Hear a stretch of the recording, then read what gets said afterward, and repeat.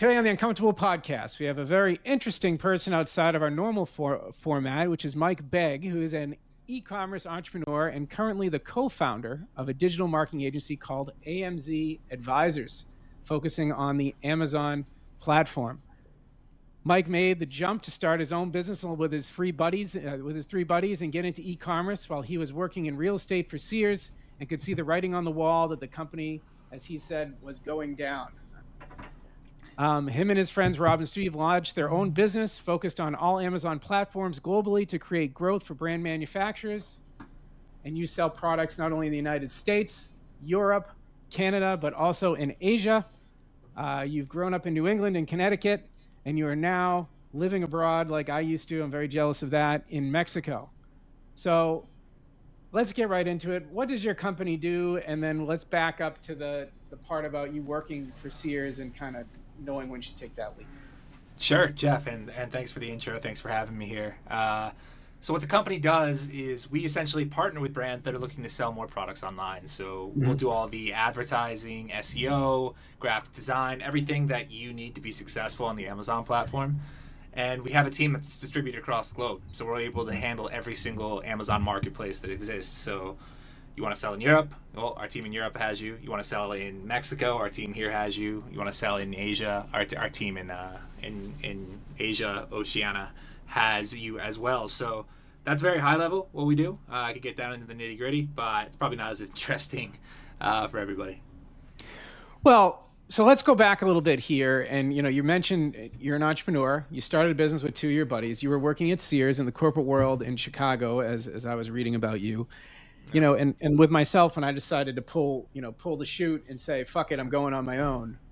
When was that moment, or when was it when you walked in your boss's office and you just said, hey, listen, I think I'm going to give it a shot on my own. So it wasn't I would say it was a gradual transition. I don't think I pulled the chute and jumped out of the plane, but first of all, I was working at Sears, and I had originally joined Sears to work on a real estate investment trust spinoff. So we essentially pulled together about $2.5 billion of real estate, sold it off, took it public. And then that money, the idea was that it would keep Sears running. And the fact was Sears just kept burning through cash. And that was kind of the problem. I stayed on after the spinoff, stayed working with Sears, worked on the real estate development group. So I was responsible for taking a lot of the valuable assets that Sears still had and then turning them into something else. So taking them all, turning it into a huge development, mixed use, whatever it may be. And part of that job was kind of going around and looking at Sears stores and Kmart. Kmart was also owned by Sears at the time. So looking at stores that we were going to close. And we were like, this is a good location, but, having a Sears store doesn't make sense here. Let's turn it into something else. This will make a wonderful spirit of Halloween, right? How many times can you say that? Exactly. And we did all types of unique deals too. We did mini storage units inside Kmart stores, or split at Kmart stores, and did that, and other retailers. But I digress. The point is that I was going to these stores, I was seeing people, and I was like, hey, you're not going to have a job in a few months, to myself. Yeah, I obviously wasn't telling them that. That would have been mean, but and it kind of made me realize that there's no such thing as a safe job. There's no such thing as job security. Mm-hmm. It's just really the decisions that the leaders are making, and whether they're good decisions or bad decisions. And that's kind of where I started having the realization. From there, I started learning about how to sell products online. I probably tried three or four other things before selling products as well. Affiliate marketing, writing a blog, all that stuff. And I was like, this isn't going to make money. So I was like, let me figure out how to do something. And I figured out how to sell products. After I launched my first few brands, we got a lot of traction. This is with my partners, Rob and Steve. And we decided, we were actually selling art supplies, and we realized that we were beating Crayola in some of the categories we were selling in, and Crayola's a monster. And we were like, these companies don't know what they're doing. That's kind of why the idea for the agency came from. After we had about 3-4 clients is when I actually went to my boss and was like, you know what? I'm going to give this a shot on my own. So that's how I got to that point. So you why don't you explain your business a little bit more about not just being a seller yourself, but helping others to do what you do? Yeah. So Amazon is an incredibly complex platform for a variety of different reasons, but it's gotten more and more complex over time. And what we saw, 8, 9 years ago when I was starting selling on Amazon is that the ability for a disruptor brand or a brand that pretty much was coming from nowhere to come into Amazon and start stealing market share was really easy. So the example of Crayola I give, we were selling art supplies, we were selling markers, we were selling colored pencils, we were selling paints, that type of stuff. And we would start selling our products, and within a month and a half, we would be showing up in some of the top search results for those types of products, which, again, it's a category dominated by Crayola. It's kind of obvious. It's like, well, how does this multi-billion-dollar multinational company not know how to manage the platform? And in general, it just becomes people are slow to adapt. People don't know how things work. They don't have the internal teams that have the knowledge and understanding. So we realized that we could provide a lot of value that way. And we also had a lot of big clients early on because these companies were looking for people to manage this. So some of the big brands we worked with early on were Rembrandt Whitening, Plackers Dental Supplies, Neff Headwear, Burt's Bees. So like a variety of different like well-known names were working with us as a small little agency. And we were driving millions of dollars a year in sales revenue for them through the platform, which was awesome. So it was really that they don't have the capability or the knowledge to do it themselves. Obviously, they've started to hire people now, and they're a little bit more knowledgeable on how the platform works. And there's more and more advertising dollars pouring into Amazon. But still, it's difficult if you aren't in there, the day to day. Like we've seen some of the weirdest stuff happen. We've worked with hundreds of brands at this point, and we'll see something happen on one account like 3 years ago, and we won't see it again for another 3 years. But if you're in a company where you're only working with one brand, when that thing comes up, you're going to have no idea what to do. And that's kind of the advantage that we have is we've seen pretty much everything. So a company like Crayola, for example, I mean, obviously it is a household brand. Every child in America and probably Europe and other parts of the world have used their products at least once or hundreds of times, right? I mean, they're probably not used to selling direct to the consumer anyway. And then to put the twist of Amazon on it as well is even more confusing to them because they probably just have a website where everything's overpriced. And then you can go to Target or Walmart or wherever and get the same box of crayons for $2 cheaper a box. And mom just goes there to buy those anyway. So you don't really think about it. But then Amazon comes along and people are buying that. So it's interesting. And then if you're not going to help them with it, then what? A reseller would have to go on there and create the Crayola account and add the crayons and then sell it for them, which they probably weren't really that excited about. Is that why they felt like they needed to be on there?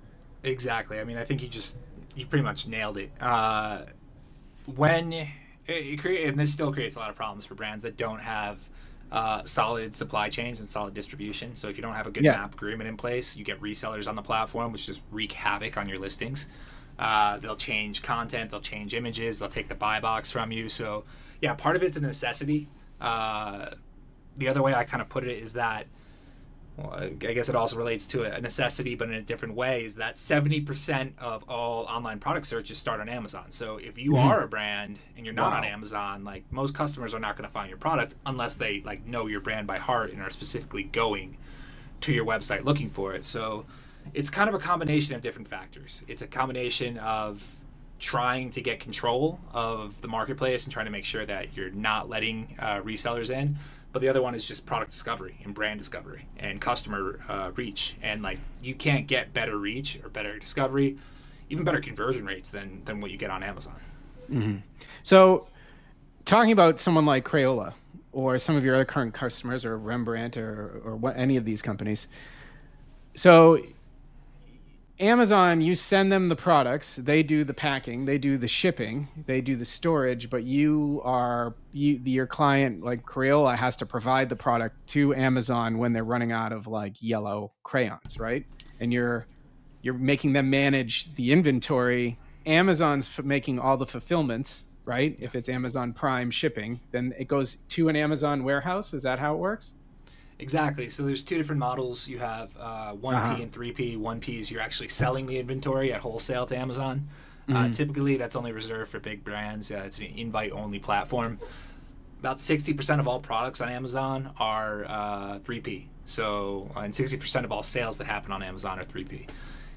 So that's just, any brand, any person can start a selling account, list their products, and start selling. So that's kind of how the two different models are differentiated. When Amazon's buying your inventory, they literally handle everything. When you are the third-party seller, you can send your inventory into a fulfillment center. Amazon FBA is what it's called. And from there, Amazon will help you with the customer service, the shipping, the tracking, all that stuff to the consumer. They manage a lot of your inventory management aspects, but you as the seller still need to be responsible for making sure that, you're sending inventory in, you're anticipating the inventory that Amazon's going to need, so forecasting is extremely important. And that's more or less how it will work. And then once your inventory is at Amazon, either on the 1P or 3P side, you get the Prime badge, as you mentioned, which means 2-day shipping or less, although a lot of people have seen that promise kind of fall off over the past few years as Amazon warehouses have just gotten busier and busier. There's so much volume, so many warehouses being opened, and so many people trying to get their products into Amazon, that's actually slowed down their processing times, and the wait time to get your inventory from your warehouse to Amazon's increased by at least 1 to 2 weeks. It's unbelievable, the logistics between ordering something and then it being delivered to you sometimes that same day. Is absolutely a wonder. It's like one of the wonders of the world, in my opinion. If you actually really think the number of boxes going through Amazon in a day, and just the whole system and it working, and then working with someone like you who's working with somebody else to get the inventory to them, and all of that working, does that all go under the same Amazon account, knowing that there's people like you helping companies, or you and your clients' accounts, and you're kind of sharing? Like, how does that kind of all in the work? US? Yeah, in the U.S., we're in our clients' accounts, and we're managing that. We do have a company in Mexico as well, which helps brands expand to Mexico. And that specifically is through our own account, just because of different tax and legal issues. So that's kind of the way we need to go about it there. And the logistics behind it is incredibly impressive. Especially on the Amazon side, but there are also interesting, when we look at Mexico, the big platform here is Mercado Libre. Amazon's also big, but Mercado Libre is the Latin American e-commerce platform. And their fulfillment network, in Mexico at least, is even better than Amazon's. And wow. They literally have the capabilities to do same-day delivery within like an hour, depending on where you are. Most of the population of Mexico lives in 3 big cities, which makes it a little bit easier. Yep. But it's crazy. Like, we actually, on the Mercado Libre side, we actually get an order, send out the inventory, and we can't upload like the tracking ID fast enough to the platform before the consumer already gets the product delivered. So we get the product delivered to the consumer, and Amazon or Mercado Libre are like, well, where's the tracking ID? And it's like, well, the customer already has it. Like, do you really need it? So it's pretty impressive in general how these big e-commerce companies have figured out how to do last mile delivery in the most efficient way possible. Yeah. So I'm going to kind of ask you something a little bit off normal subject that you're used to in your own industry, but and just bear with me while I give you a little explanation of the question. So in my business, when we sell a domain name to a merchant like yourself or to one of your customers, we talk about if they're selling toothpaste, we can say, maybe you should think about buying toothpaste.com or mint.com or mintyfresh.com. And then it goes with your marketing and it makes it memorable. It creates brand recognition, trust, repeat business, word of mouth business, all of these different benefits. And then when someone's running low on toothpaste, they'll just come back to your domain name or your website and you'll do it again.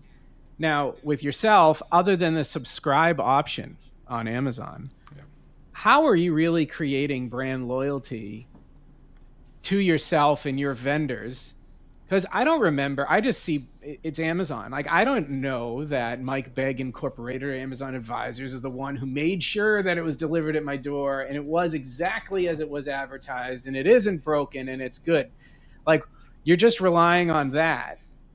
And that is kind of a strange business model that you're totally in bed and kind of in there with Amazon, and you're promoting their brand and making sure everything's okay with that, hoping that they provide it again, that same person again, that you're gonna have to compete for in the future. So what do you think about that, of not doing it the traditional way?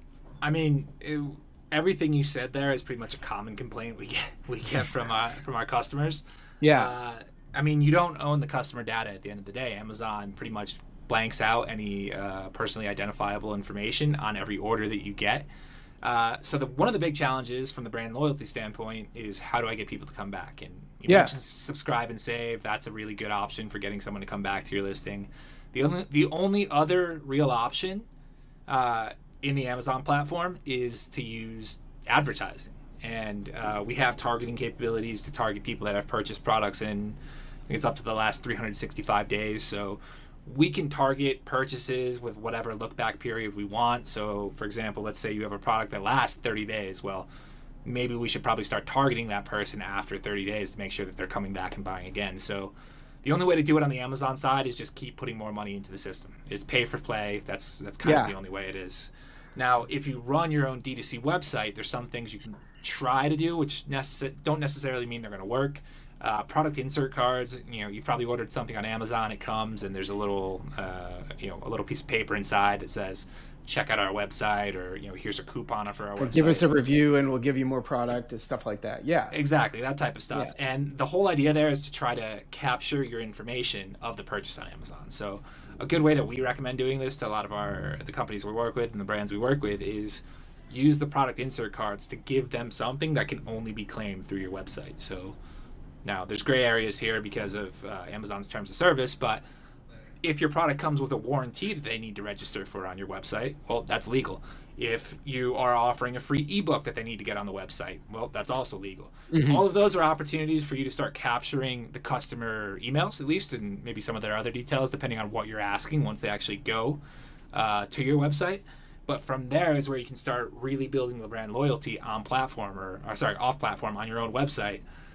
Because now you can start email marketing them. You can start putting them into lookalike audiences on other platforms.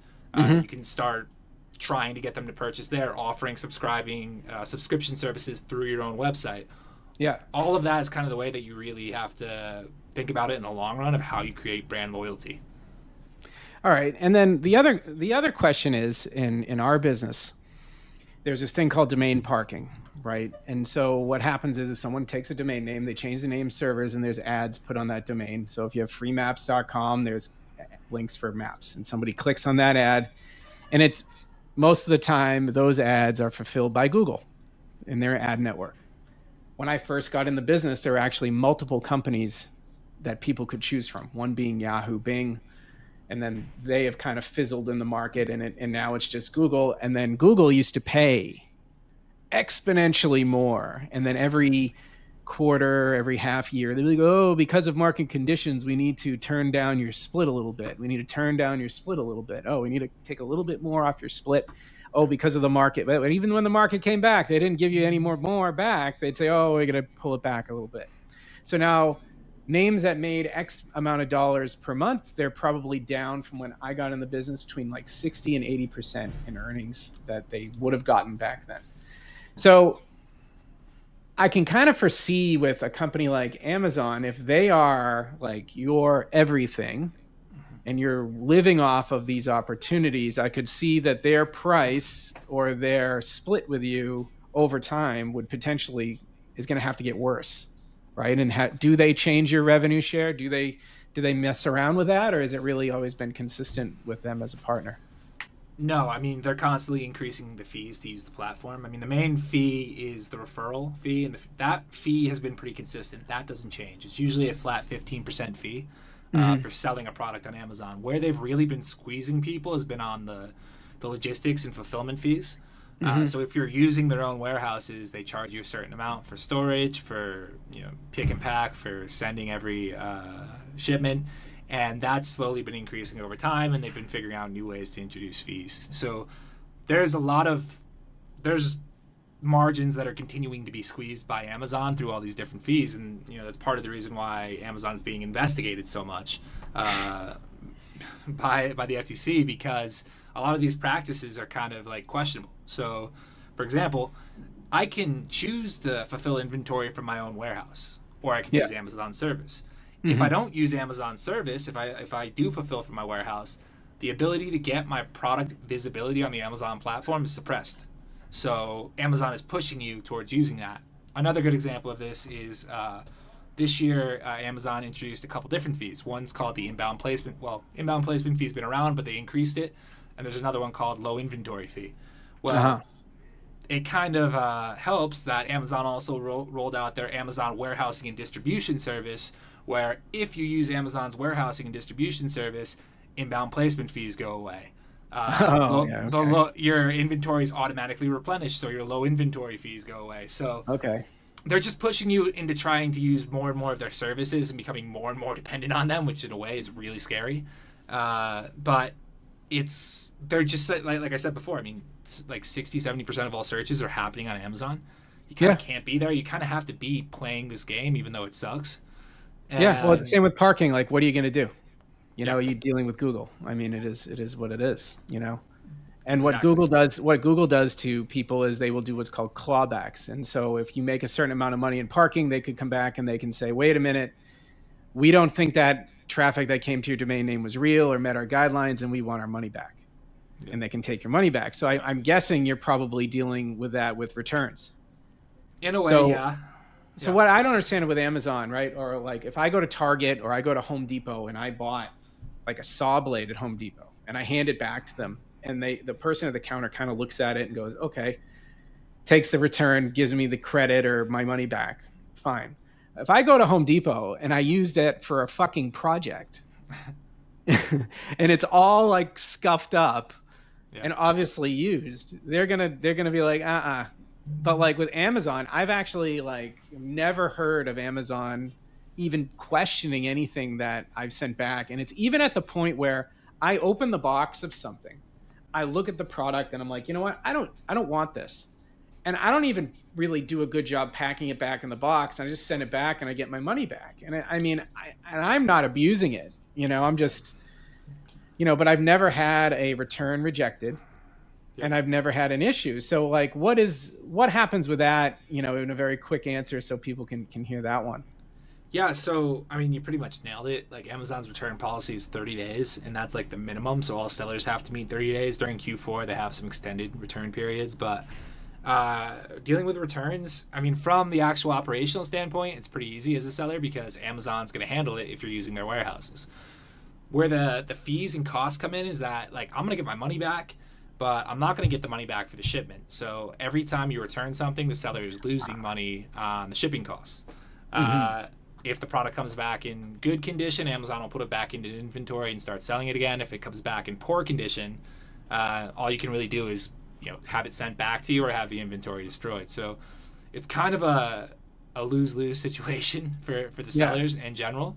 And I mean, you're obviously not abusing the system, but there are a lot of people that are literally committing fraud every day doing this. So Oh yeah. a good Yeah. example of this is like I just heard about a brand that had like a high price ticket item, like $200-300, and they were literally taking the product out, putting something else back in it, and sending it back for a return, and then they're reselling the product. So they get the product for free, sell it, make money that way, and then they're doing they're sending it Like back and getting rocks their in a money back. bag. So it's like ridiculous some of the stuff you see from people, and really makes you like wonder like how people even think about doing this to people, to like other sellers, other brands, other companies. I mean, most of them Yeah, don't it's care, wrong. obviously, but yeah, it's a huge challenge, and returns is probably one of the least enjoyable things of the platform. Well, if you see what's happening in brick and mortar locations with people just going in and blatantly stealing things, I mean, if it's a faceless crime and you're just doing it in the comfort of your own home, I mean, people obviously are going to keep pushing the line. Yeah. So, um, quickly in a one sentence answer, what are your feelings about Temu? I heard they did Uh, $5 billion in sales in the United States last year. it's one of the fastest growing platforms. Unfortunately, I don't have a lot that I'm selling on it right now, so I really don't have much insight You into haven't the even thought platform about itself. trying out? Are you worried about becoming obsolete or a dinosaur by not expanding on a Temu, or do you even have that opportunity to do so? I mean, we have the opportunity, but I'm not worried about it at this point. I mean, Amazon is just such a bigger platform. It's just such a household name. The thing that I am more interested in, and this depends a lot on government rulings, is TikTok Shops. I think TikTok Shops has more potential in the long run if TikTok Hmm. does not get banned in the U.S. So Temu is a good opportunity as well. I mean, there's lots of platforms you can be on, Walmart, Etsy, depending on the product you have. Yep. But TikTok Shops is super interesting if you have a really good content machine. Uh-huh. Got it. So a guy like me, if I say, you know what, I don't want to be in the domain business anymore. I want to get into Amazon. I want to start selling things. So I would come to you and you'd say, as long as you can get me the inventory consistently, we can do everything else for you. Or if you're like, I know the guy that bought bobbleheads.com. So they make bobbleheads, custom ones for people. I think it's more of an Etsy thing. But if he had baseball player bobbleheads, he'd come to you and say, I can deliver 1,000 of these a month. And then you guys are like, all right, we'll make it happen if there's Yeah, demand, right? yeah, that's more or less it. I mean, we'll help them get the products on Amazon. We'll help them set everything up, and then run the ads for them. So the inventory will go to Amazon. Every order that comes in is just shipped out. That's pretty much it in a nutshell.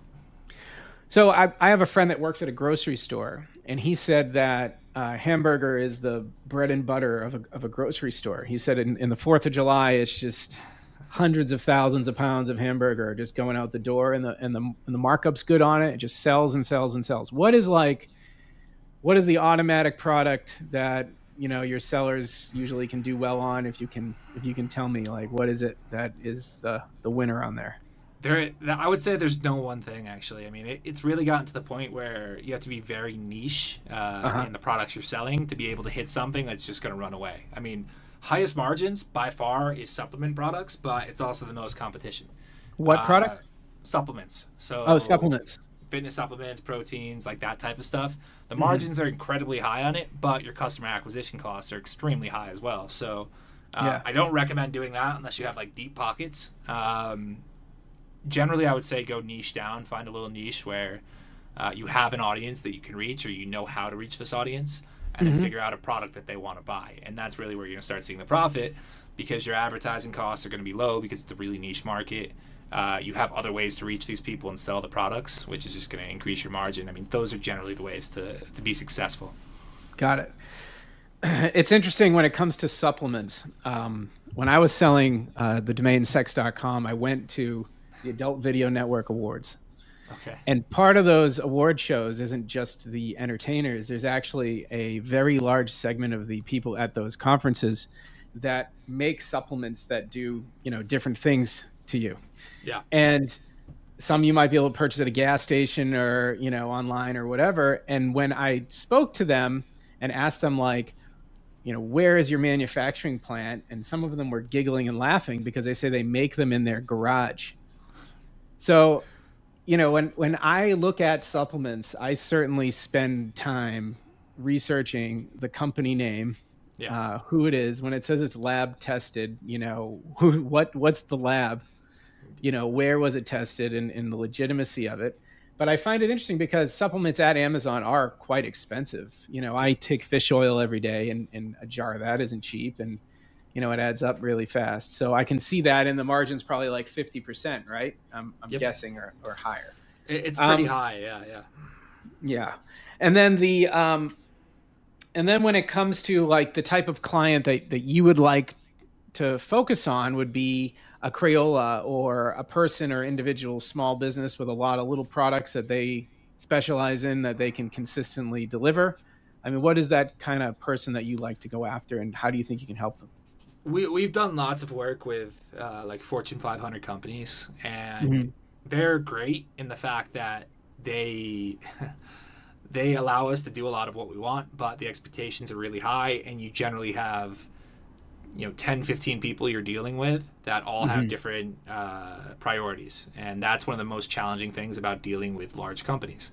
The other thing that's a little bit challenging is they have massive ad budgets, and then figuring out how to actually use all those advertising budgets is a challenge.